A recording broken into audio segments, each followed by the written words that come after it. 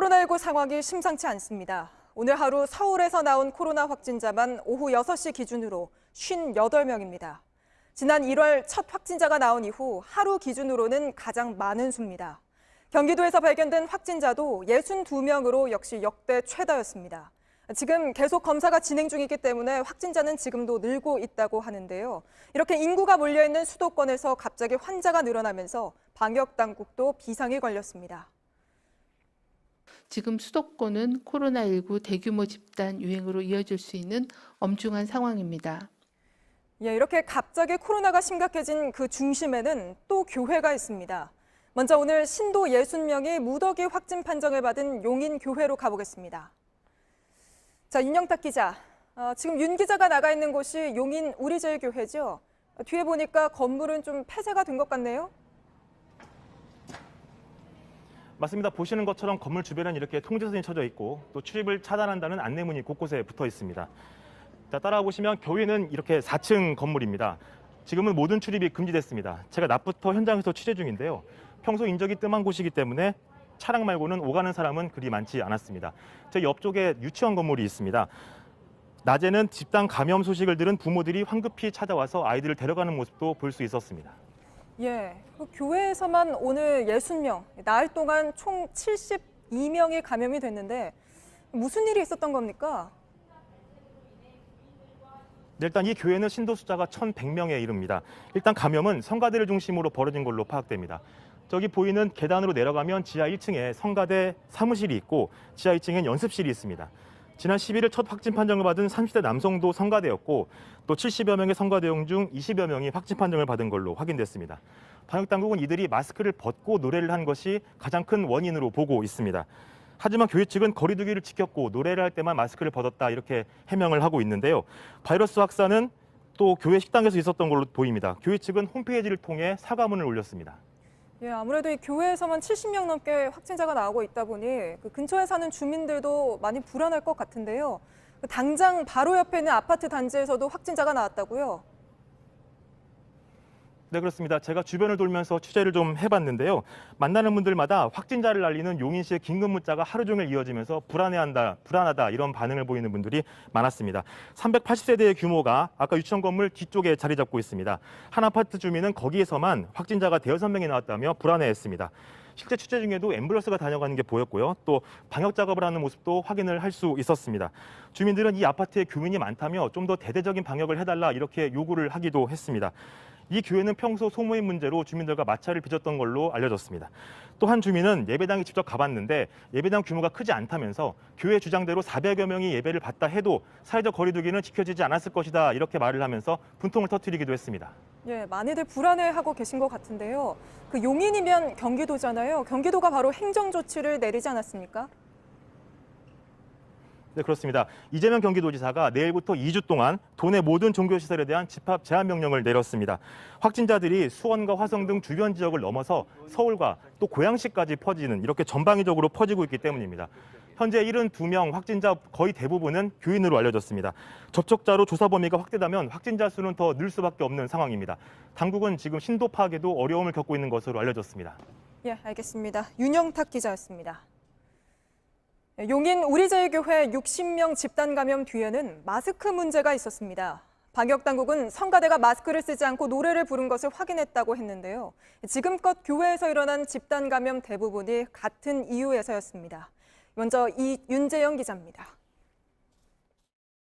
마스크를 제대로 착용하지 않거나 미흡하게 착용하였고 특히 예배 및 성가대 그리고 소모임 등에 참여하여 방역당국은 용인 우리제일교회 성가대가 마스크를 끼지 않고 노래를 부른 것을 확인했습니다. 인터넷에는 이 교회 성가대가 예배 당시 마스크 없이 노래하는 사진이 돌아다닙니다.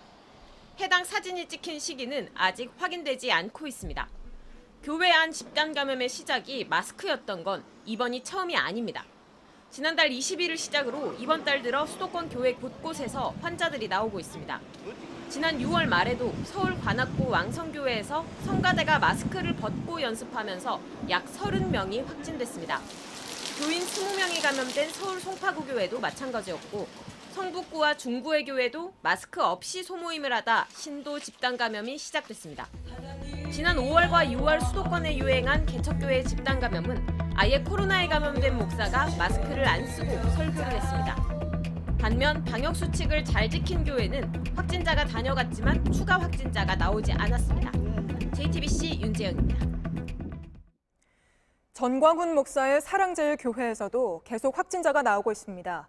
여기서도 14명이 새로 감염된 것으로 확인됐는데 아직 검사 중인 사람이 약 1,900명이나 돼서 결과가 나오면 확진자는 더 늘어날 것으로 보입니다. 이자연 기자입니다. 교회 앞에 안전선이 쳐졌습니다.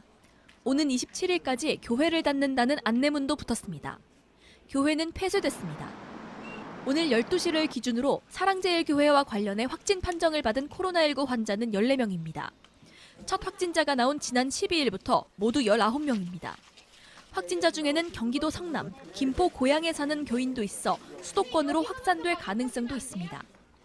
보건당국은 지난 8일부터 13일까지 교회를 찾은 1,897명에게 검사를 받도록 했습니다. 지난 2월 집회 도중 전광훈 목사는 코로나를 이겨낼 수 있다고 말하기도 했습니다. 오히려 이런 예배에 참여하면 성령의 불이 떨어지기 때문에 걸렸던 병도 낫는다고요. 교회의 방역 조치가 허술했던 것으로 드러나면서 역학조사에도 애를 먹고 있습니다. 서울시의 보고에 따르면 명부 작성이 미흡해서 예배 참석자가 정확히 파악되고 있지 않고 있으며 신도들이 전국 곳곳에서 모이는데 이들의 실제 거주지가 어디인지도 확인되지 않고 있습니다. 방역당국은 역학조사에 불응하거나 고의로 방해하면 고발이나 구상권 청구 조치가 취해질 수 있다고 밝혔습니다. 당국은 교회를 무단 출입한 사람에 대해서는 경찰에 고발할 예정입니다. JTBC 이자연입니다. 상황이 이런데도 전광훈 목사가 참여하는 자유연대를 비롯해 내일 서울 도심에서 집회를 강행하겠다는 단체들이 있습니다.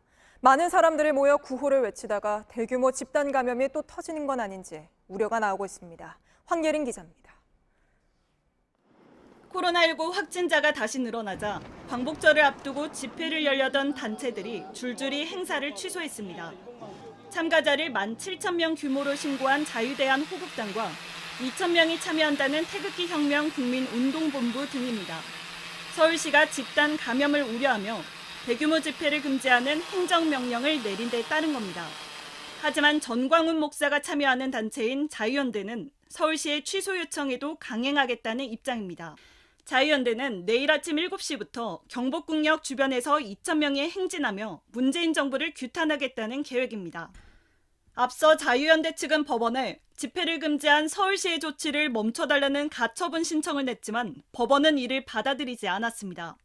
일단 서울시는 집회에 참여하는 이들이 방역 방침을 준수하는지 들여다볼 예정입니다. 한편 사랑제일교회 측은 보수단체 집회에 일부 교인이 참여한다고 알려진 부분에 대해 무관하다는 입장을 전해왔습니다. JTBC 황예린입니다. 정부의 코로나19 방역을 방해한 혐의로 구속된 신천지 이만희 총회장이 재판에 넘겨졌습니다. 신천지 간부 등 관계자 18명도 함께 기소됐는데요. 이만희 총회장 등은 지난 2월 방역당국에 신천지 교인 명단과 예배자 명단, 시설 명단을 거짓으로 내고 관련 증거를 없앤 혐의 등을 받고 있습니다. 검찰은 이만희 총회장이 신천지 위장시설을 거짓으로 제출하라고 직접 지시한 것으로 보고 있습니다. 서울 도심도 비상입니다. 남대문 시장에 이어 동대문 시장도 함께 일하는 부부가 확진됐고 그 가족까지 감염이 확인됐습니다. 롯데리아 모임 관련 확진자도 모두 15명으로 늘었는데요. 다른 테이블에 있던 사람들 중에도 확진자가 나왔습니다. 박유미 기자입니다. 서울 동대문에 있는 의류상가입니다. 의류뿐 아니라 단추와 지퍼 등 부자재를 파는 도매업체들이 모여 있습니다. 상가 1층으로 들어와 봤습니다. 확진자가 나온 상점은 1층에서도 거의 중앙에 위치해 있습니다. 이곳에서 일하던 부부와 직원 등이 감염됐습니다. 먼저 확진된 부부와 함께 일하는 직원은 이 부부의 아들인 것으로 파악됐습니다. 최근 강원도로 함께 여행을 떠났던 형도 감염이 확인됐습니다. 가게가 있는 A동과 가까운 B동에는 약 600곳에 달하는 점포가 있습니다. 상가 옆에는 선별진료소가 마련됐습니다. 상인 400여 명을 대상으로 검사가 이루어졌습니다. 상가 측에선 휴가 기간이었기 때문에 확진자와 접촉한 상인들이 많지 않다고 설명했습니다. 당연히 여기는 문 닫혀 있었어요. 휴가 중이어서. 어제 한 300명 넘게 받았는데 다 음성 판정. 집단 감염이 나온 롯데리아 점장 모임과 관련해선 4명의 확진자가 더 나왔습니다. 이번엔 회식이 있었던 치킨집에 같은 시간대 방문한 다른 테이블 손님들입니다. 앞서 모임 참석자 19명 중에 11명이 확진 판정을 받았습니다. JTBC 박유미입니다. 코로나 감염이 급속히 확산되면서 정부도 바짝 긴장하고 있습니다. 교회 등 다중시설 방역을 강화하고 주말 집회는 금지하기로 했습니다. 집회 때는 엄정 대응에 나선다는 방침입니다. 이한주 기자입니다. 오늘 하루 서울에서만 신규 확진자가 58명이 나왔습니다. 그동안 가장 많았던 3월 10일 46명을 넘어선 겁니다. 정부는 우선 사회적 거리 두기를 높이는 방안을 검토하고 있습니다. 이번 주말을 포함해 다음 주 초까지 확진자가 늘어날 경우 확정하기로 했습니다. 다만 확진자가 집중된 수도권에선 거리 두기 단계를 올리기 전이라도 교회와 다중이용시설 방역을 강화합니다. 방역당국과 관계부처에서는 수도권 방역관리에 비상한 각오로 임해 주시기 바랍니다. 학생들 감염을 우려해 PC방을 고위험시설로 지정하는 방안도 검토 중입니다. 학생들이 많이 이용하는 PC방이 코로나19 감염 경로가 되면 2학기 등교 수업 자체가 어려워지기 때문입니다. 감염 확산 경로가 될 수 있는 주말 집회도 막기로 했습니다. 서울시는 광복절인 내일 집회를 금지하고 집회를 예고한 26개 단체가 집회를 강행할 경우 엄정 대응한다는 방침입니다. JTBC 이한주입니다. 코로나19를 취재하고 있는 정책팀 배양진 기자와 바로 이야기 이어가겠습니다. 자, 배양진 기자, 일단 내일 상황이 좀 걱정인데요. 지금 계속 검사가 진행되고 있어서 좀 내일도 확진자가 좀 늘어날까요? 그럴 가능성이 매우 높습니다. 화면을 보시면요. 네. 지금 집단 감염이 벌어지고 있는 교회 같은 종교시설은 수도권에만 7군데입니다. 예. 이곳에서 오늘 낮 12시까지 193명이 확진됐습니다.